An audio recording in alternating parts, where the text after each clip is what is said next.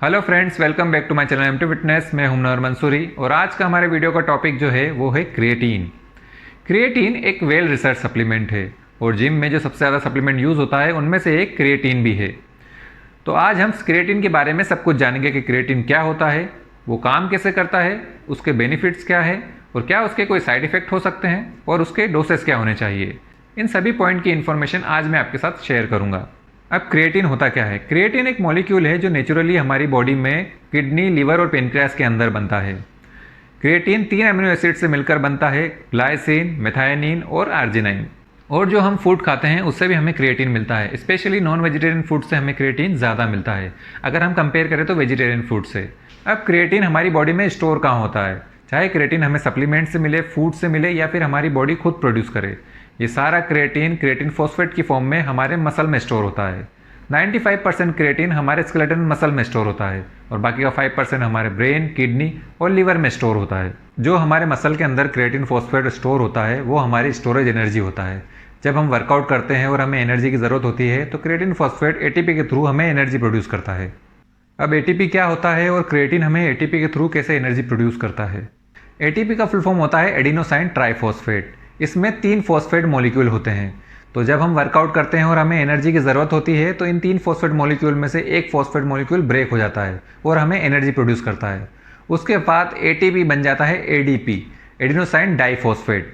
अब हमारे मसल के अंदर जो क्रिएटिन फॉस्फेट स्टोर होता है वो क्या करता है, अपना फॉस्फेट उस एडिनोसाइन डाइफॉस्फेट को दे देता है और एडिनोसाइन डाइफॉस्फेट कन्वर्ट हो जाता है एटीपी में, एडिनोसाइन ट्राइफॉस्फेट में। और इसी तरह एटीपी हमें रेगुलर एनर्जी प्रोड्यूस करता रहता है। अब क्रिएटिन सप्लीमेंट से हमारी स्ट्रेंथ और एनर्जी कैसे इंक्रीज़ होती है? जब हम क्रिएटिन सप्लीमेंट लेते हैं तो उससे हमारे मसल के अंदर जो क्रिएटिन फॉस्फेट की स्टोरेज है वो इंक्रीज़ हो जाती है और जब वो स्टोरेज इंक्रीज़ होती है तो हमारा जो एटीपी है वो रेगुलरली जनरेट होता रहता है और इस वजह से हमारी स्ट्रेंथ और एनर्जी दोनों इंक्रीज़ हो जाती है। क्रिएटिन सप्लीमेंट से आपको क्या बेनिफिट मिलते हैं? क्रिएटिन सप्लीमेंट आपकी पावर और एनर्जी दोनों इंक्रीज़ करता है। जब आप क्रिएटिन सप्लीमेंट ऐड करते हैं तो वर्कआउट के वक्त आपको 1 से 2 रिपीटेशन एक्स्ट्रा लगाने में हेल्प मिलती है। बहुत सारी रिसर्च ये कहती है कि क्रिएटिन आपको लीन मसल मास गेन करने में हेल्प करता है, लेकिन बहुत सारी रिसर्च ये भी कहती है कि क्रिएटिन आपको direct lean muscle mass gain करने में हेल्प नहीं करता, वो आपको अच्छी परफॉर्मेंस करने में हेल्प करता है, जिस वजह से आपके मसल में ज़्यादा स्टिमुलस होता है और आपके लीन मसल मास की ग्रोथ होती है। क्रिएटिन सप्लीमेंट का एक और बेनिफिट यह है कि इससे आपके मसल में वाटर होल्ड होता है, जिस वजह से आपके मसल बिगर और फुलर दिखते हैं। ये सब तो हो गए क्रिएटिन सप्लीमेंट के बेनिफिट्स। अब जान लेते हैं क्या क्रिएटिन सप्लीमेंट के कोई साइड इफेक्ट होते हैं। अगर हम ज़्यादा क्वांटिटी में क्रिएटिन लेते हैं और हमारा वाटर इनटेक प्रॉपर नहीं है तो हमें डायरिया, स्टमक क्रैम्प और नोजिया जैसी प्रॉब्लम हो सकती है। एक और बात कही जाती है कि क्रिएटिन यूज़ करने से किडनी खराब हो जाती है और ऐसा क्यों कहा जाता है? उसकी वजह है क्रिएटिनिन। क्रिएटिनिन क्रिएटिन का ही वेस्ट प्रोडक्ट होता है। हम जब वर्कआउट करते हैं और वर्कआउट करते वक्त हमारी बॉडी में जो स्टोर क्रिएटिन होता है उसे यूज़ करते हैं तो यूज़ करने के बाद उस क्रिएटिन का जो वेस्ट प्रोडक्ट निकलता है उसे ही क्रिएटिनिन कहते हैं। क्रिएटिनिन लेवल से ही हमें मालूम हो पाता है कि हमारी किडनी प्रॉपर फंक्शन कर रही है या नहीं कर रही है। जब हम क्रिएटिन सप्लीमेंट लेते हैं तो हमारा क्रिएटिनिन लेवल ज़रूर इंक्रीज़ होता है, लेकिन इसका मतलब ये नहीं है कि इससे हमारी किडनी खराब होती है।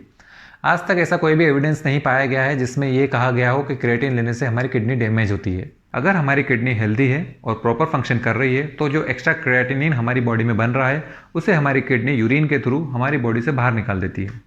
हाँ, अगर आपको पहले से कोई किडनी की प्रॉब्लम है तो क्रिएटिन सप्लीमेंट लेने से पहले आपको एक बार डॉक्टर से ज़रूर कंसल्ट करना चाहिए।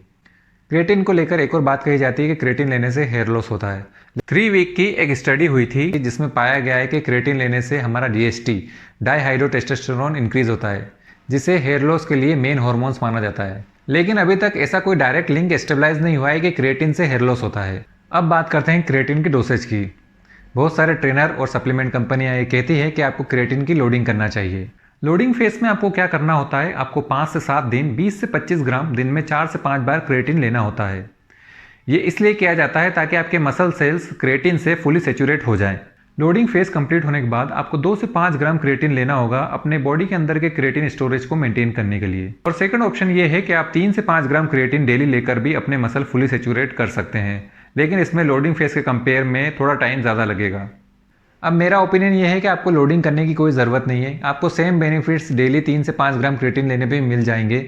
हाँ, बस थोड़ा टाइम ज़्यादा लगेगा, लेकिन ये ज़्यादा कन्वीनियंट है क्योंकि आपको दिन में एक ही बार क्रिएटिन लेना है। अब एक और क्वेश्चन सबके माइंड में रहता है कि कौन सा क्रिएटिन हमें परचेस करना चाहिए। मार्केट में बहुत सारे क्रिएटिन अवेलेबल है, जैसे creatine monohydrate, creatine HCl, creatine सीट्रेट।